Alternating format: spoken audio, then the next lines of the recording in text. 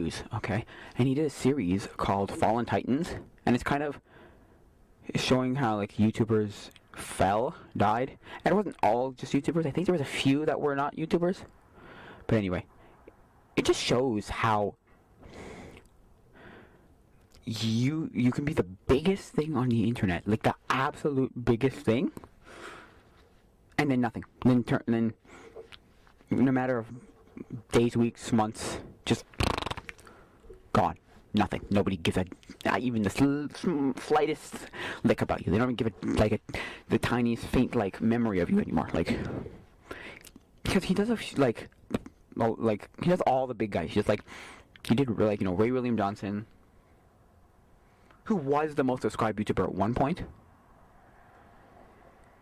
Because it was like Equal 3. Because he did a series called Equal 3, and apparently he also did music. I don't know. Anyway, I think I've listened to a few of his songs. They are what they are. They're YouTube music. They're not great. They're not awful. They're not great. But yeah. Wait, is this camera tilted? I think it is. It is. Oh, whatever. Anyway. Yeah, so, yeah, and then he does, like, he does YouTube comedy YouTube channels, which is, like, okay, that's gonna bother me. That's really gonna bother me. That straight now. No, it's even worse. That's gonna suck. That straight now. No.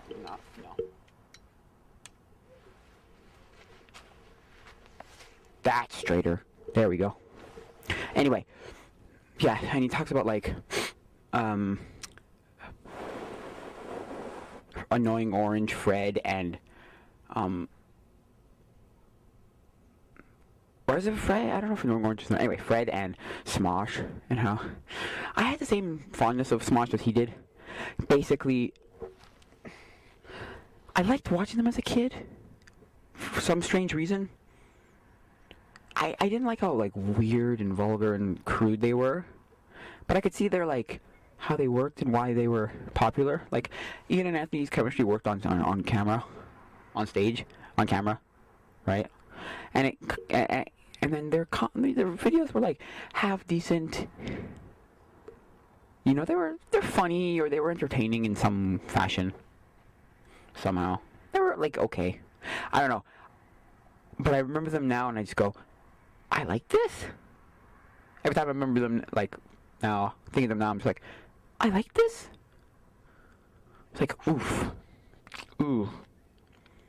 Now, I'll still pull out a few videos here and there of theirs from back in the day, and I'll go, yeah, I like this one, or this one. But them as a whole, it's kind of like, yikes, I like this. Anyway. And Fred's just annoying, stupid. I never thought Fred was great. Now, there was one Fred I liked. It was Fred, or I don't know what it was called, but Fred, he interviewed a bunch of people in, like, public. It's just funny. I think it's, like, slightly entertaining. I'm not sure. It's not great. Like, all of Fred's just So, and then he's done, like, what's he done? He's done, oh my gosh, I'm trying to remember some of the people he's done.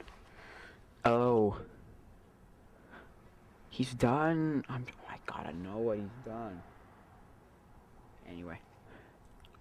Yeah.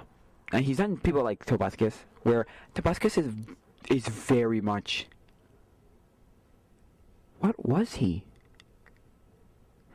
He was like a very what's the word I'm looking for? Very, I don't want to use the word ostentatious, but, like, very eccentric, I guess, like, vibrant guy. Like, personality was very, like, expressive and, like, and then, but he wasn't great. I remember thinking back to him and going, he was one of the people that go, I liked him. Oh, he's got nothing. There's nothing to him. There's nothing to this guy. Now, don't get me wrong, he's not the worst YouTuber, but, like, he's not great. He's remembered for weird stuff too, because he's got like different eras. He's got like the early stuff, it's like skits and weird whatevers, and like a bit of music too. And then he's got, but it's like more just like sitting and playing a guitar in front of a camera. And then he's got like the later stuff, which is like music, vlogs, animations, and all that stuff. And then he's got like Let's Play stuff, which Let's Plays are not great. But people remember him for Happy Wheels. They remember him for like three or four things. It's you. So you either like him for the music that he did, you either like him for his animations he did, you either like him for his like literal trailer / like ranty, you know, win cute fail or like that kind of stuff, or you like him for the Let's Plays, and specifically Happy Wheels. Specifically Happy Wheels. For some reason, everyone remembers him for Happy Wheels. Like that's why I like him. But then I look back at some of the Happy Wheels and I'm just like, there's nothing to this guy. This guy has nothing. This guy has absolutely nothing going for him. He does voices, and that's about it. 'Cause that's what I think. That's what I remember. I remember watching a YouTube video, okay? And it was a guy. It was one of those like top 10 YouTube channels that just have a bunch of like video game footage in the background, and then they talk over it to make like a top 10. And it was like channels that are dying. And Tobuscus comes up and he goes, I don't even get this guy. Why does people like him? He's just a voice. All he has is voices. Without the voices, he's nothing. And I thought, yeah, pretty much. Because it's very empty and very, very awkward. If you watch some of his Happy Wheels, it's like, what is this crap? What is this garbage? You take out the voices, and if you just listen to what he's saying, it's very, what? I'm entertained by this. I don't know. I don't care, really. He's not a great YouTuber, I'm sorry. You think back to him and he just goes, ooh. Well, it doesn't help that he also had, like, drug problems and sexual abuse allegations, so. I'm not going to go into that, because that's a whole different thing. But, that doesn't help. People claim he's done some sketchy stuff, so.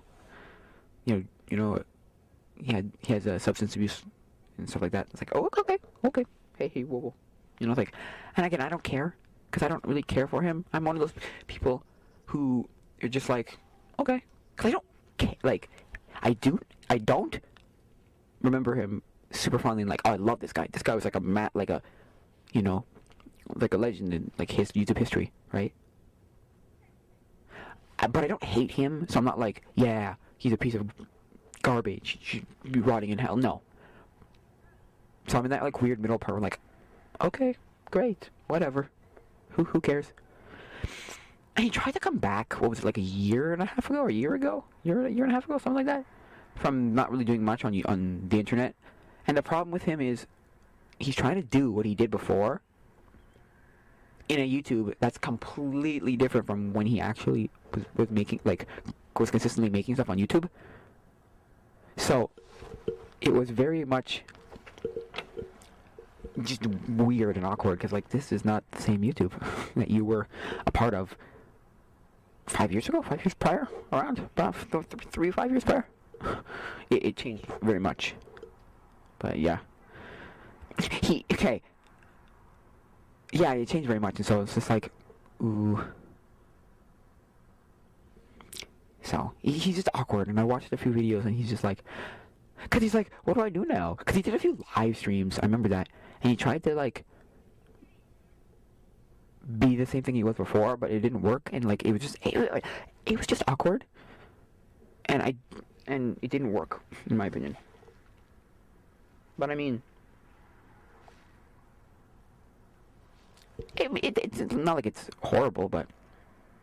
And then after the whole sexual abuse allegations, you've got two people. The people who defend him like, no, he can never have done that. And the people who are like, oh yeah, he's a piece of garbage. Like, I don't, it doesn't matter what you try and say, you're a piece of garbage. But anyway, because so many people have said that group of people who don't agree with him is because so many people have said he's a awful human being. Therefore, they just believe, okay, well, now I don't believe anything he does. I hate this guy now. Even if it's all lies, why would he lie about it all? I don't know. You know what I mean? Anyway. So, yeah. And then if we go back to Smosh, they had, like, everything at one point. They were, like, the most subscribed YouTube channel at one point. It was crazy.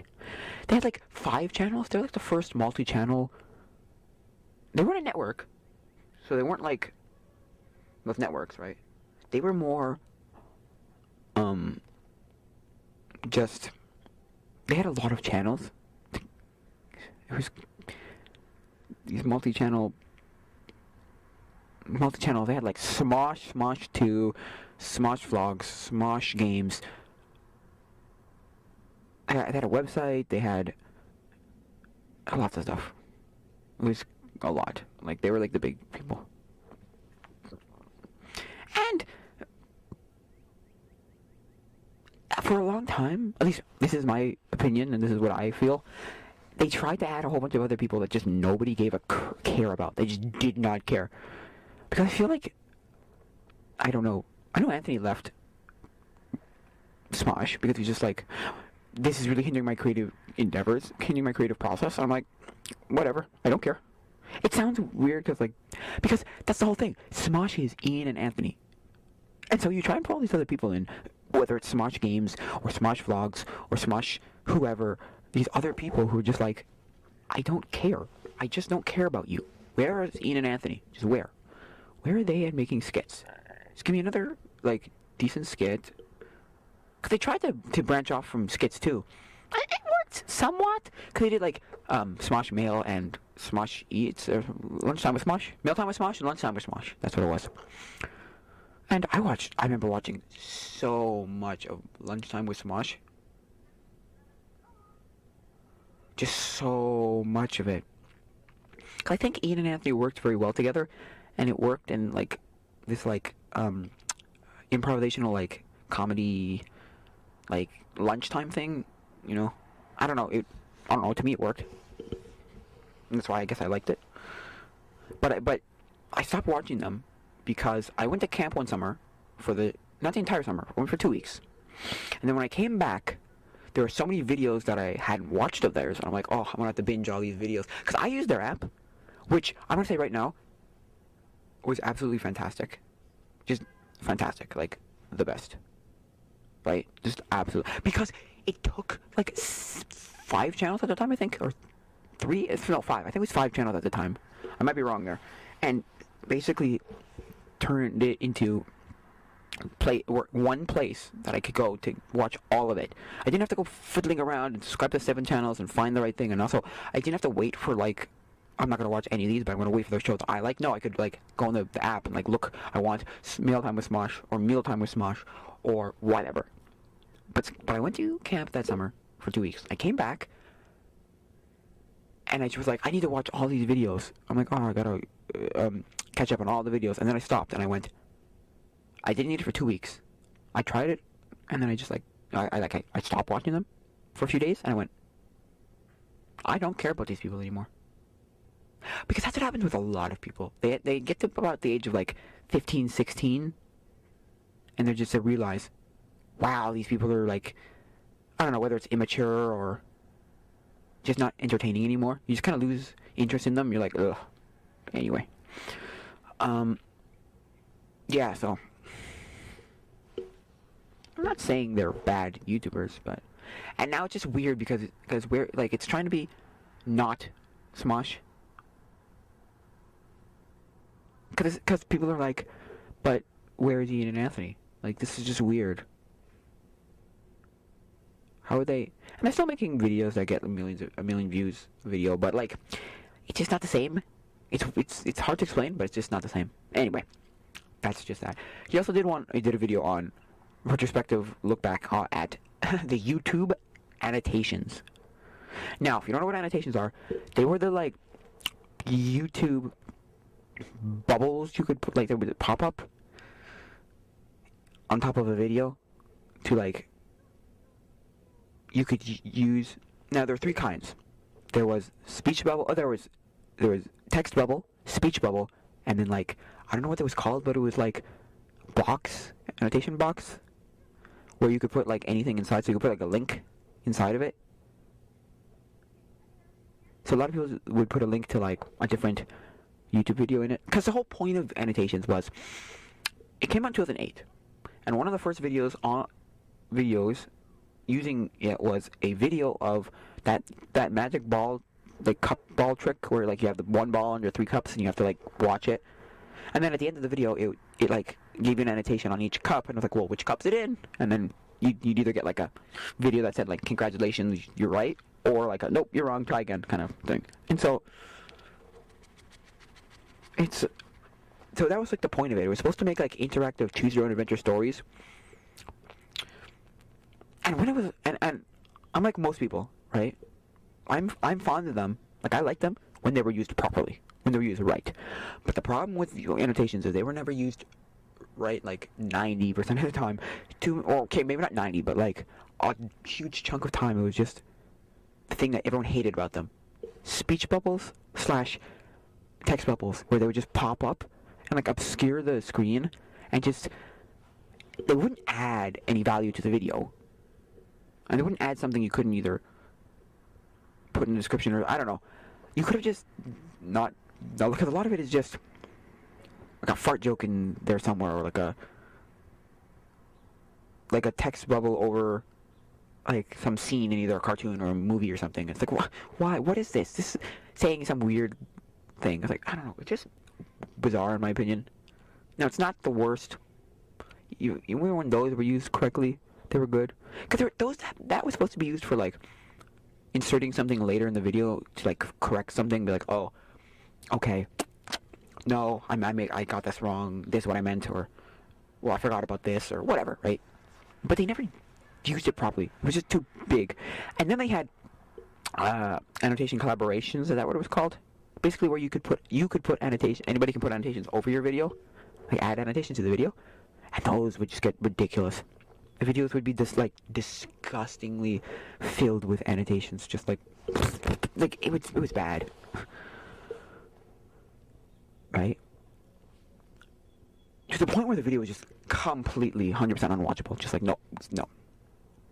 That it was unrecognizable what the video was supposed to be. Anyway, when they were used right, though, they were great. Because I remember a series called, I don't remember what it was called, but or Mario Kart in real life, I think, something to that effect.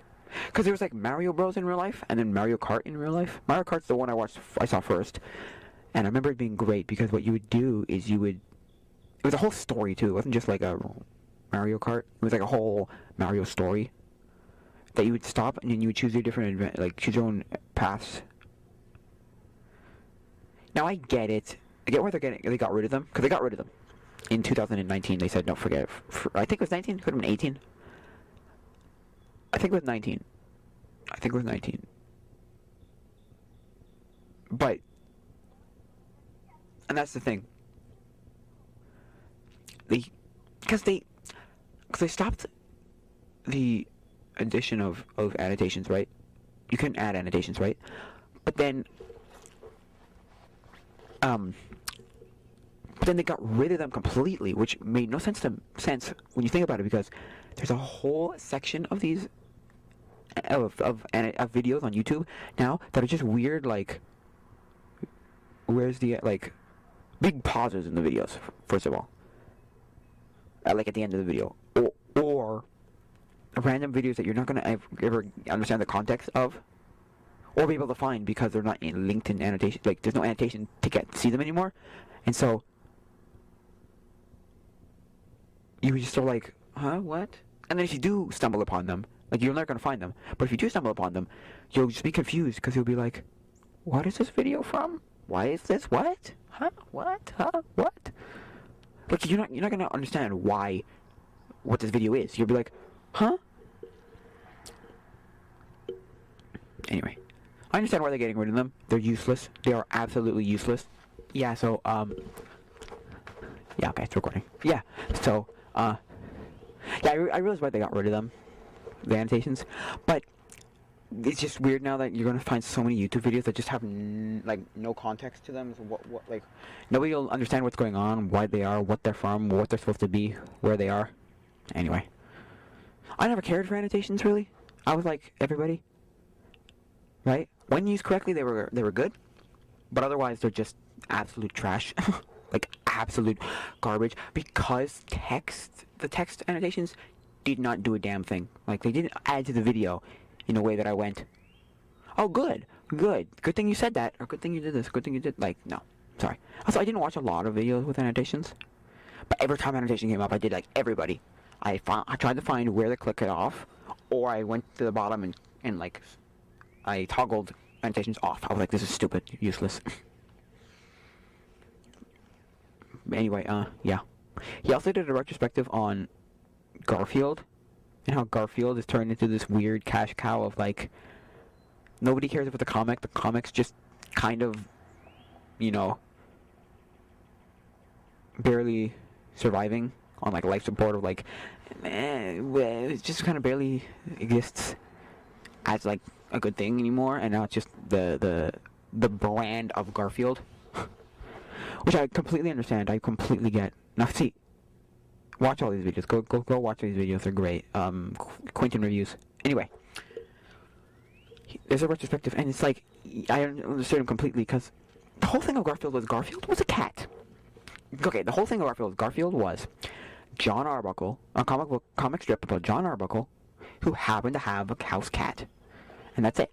It wasn't about Garfield, but it turned into being about Garfield, right? And the thing with it was, because it turned out to be Garfield, people liked Garfield. The Garfield was, and so that's why people like Garfield. Like, it's a Garfield thing. I don't know. Anyway, yeah. And so it was about that. And so, and he was just a cat. All at the beginning, that's all he was. He was just a cat. And all he was doing was being a cat, a house cat. You know, that's it. And then he turned into this weird thing of like trying to be more than he is, or like they tried to make him do things because he was a cat. He just he didn't care for John very much. He needed needed attention. He loved food, sleeping all day. He couldn't decide if he wanted to go inside the house, outside the house. You know, it's cat things. You know, if you had a cat, you know, he's just a cat, right? And so, and John wasn't a great character, but if you like actually like think about him and break him down and look at him and whatever, he's not a great character. But he's supposed to be the whole like thing of the comic anyway. And yeah, because he's very not a very good people person. He's not a good socially. He's so bad. But that's the whole thing of John. So anyway, because John's supposed to be a cartoonist. I did not know that. I thought that John was, I don't know what he was, but he's supposed to be a cartoonist. A freelance cartoonist. So, anyway. And, see, like, people don't like Garfield. I think people don't like Garfield, the comic book, like the comic strip, anymore, because it tried to continue and be more than it was. Because you watch him in different things, like the 80s comic, the 80s specials, they were okay because they didn't try and be crazy out there, right? And get him to do stuff. But if you watch something like the Bill Murray movies in like the 2000s, those were bad because they made Garfield do more. Like, this is not Garfield. Like, what are you doing with this? This is not Garfield. Garfield does not care for any of this. Garfield does, and that's the thing too. In the first movie, Odie, so John gets Odie, and it's like, and then Odie gets kidnapped, and then Garfield cares? Garfield hated Odie. So why does he now magically want to save Odie? I do not get it. Like, it doesn't make sense to me, because it's like, wait, but why? Why do you care? You hate that dog. You hate him. What do you care? Anyway. It doesn't feel like Garfield. It's like, oopsies, trying to get a fly off the... No? Okay. Anyway. Yeah, so... What? Whatever. It's a cash cow. He made the point of, if you got rid of Garfield right now, the comic strip, if you got rid of the comic strip part of Garfield, right? Garfield was still making billions of dollars because Garfield is like millions of dollars because Garfield is Garfield, and people like Garfield as a character. But the strip itself, it's okay, it works. I don't know, because that's the thing. I equate Garfield with something like Calvin and Hobbes, where like they're in the same era, like time around. I mean, Garfield started earlier, way earlier. Like almost 10 years earlier. Like, I think Calvin and Hobbes is 85 to 95, and Garfield is 78. Anyway, but the reason they're liked, like something like Calvin and Hobbes is like beloved, and it's like the best comic strip ever, and like people love it, and they still read them today, and they're like, he's like going that, like Calvin Hobbes is in comic book history books. It's because it stopped, it ended, and it didn't try to be anything else more than it was. It doesn't look like a cash grab, like a cash cow, like oh I can make money off of you, so therefore I don't give a crap about the comic strip anymore. I'm just gonna make money, you know. And I'm not saying that it's a horrible thing, but it's kind of like, now, if you want a good documentary about Calvin and Hobbes, or about comic strips in general, watch, is it Looking for Mr. Watterson? Where are you, Mr. Watterson? Where are you, Bill Watterson? I think it's that. Let me look. It's basically this guy trying to find Bill Watterson, or no, thank you, Mr. Watterson, something like that. And he never does find him. But he's trying to find why people love Calvin and Hobbes and comic strips in general. Why? I don't know. It's great. But anyway, yeah. What is it called? It's Looking for Mr. Watterson. Thank you, Mr. Watterson. I'm not sure what it's called, but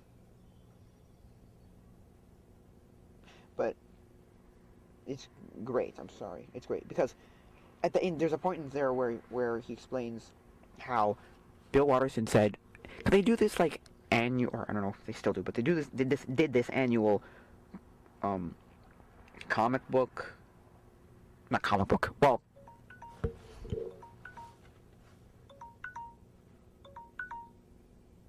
they did this comic strip convention.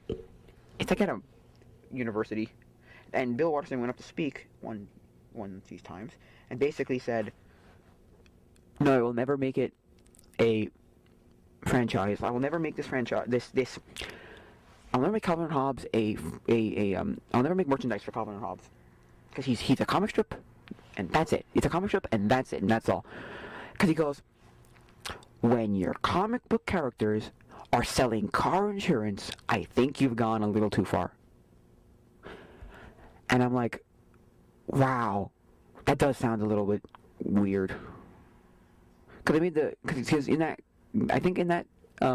documentary, he makes the point of, like, Garfield is literally everywhere. Like, everywhere. It's stupid. Like, literally everywhere. It's, like, disgusting how he's everywhere. Now, don't get me wrong. I like some of the Garfield stuff. I had a Garfield, like, window... What was it, like a window crawler? Where you would pull, I think, the back of him. I think it was... I don't remember if he was in two halves or just you pulled his tail. And he was on a window... Like, he would suck him up... He was suction cupped to a window. And then he would, like, vibrate. And I don't remember if he's supposed to, like, slide down the window or if he just kind of vibrated there. But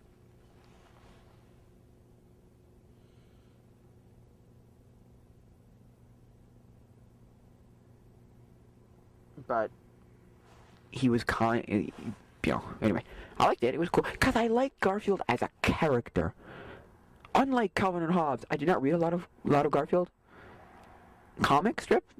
So for me, as a comic strip, I didn't care much for him as a kid. Unlike my best friend who loved him as a comic strip and didn't care about anything else about him. He's like, oh, like, you know, oh, he's not a great character, no, whatever. But hey, what are you gonna do? Anyway, so yeah, that's why it worked. Like the Peanuts selling car insurance looks like it gets a little strange. You know, he's like, no, it's never gonna be merchandise. So there's only one official merchandise, and it was a calendar.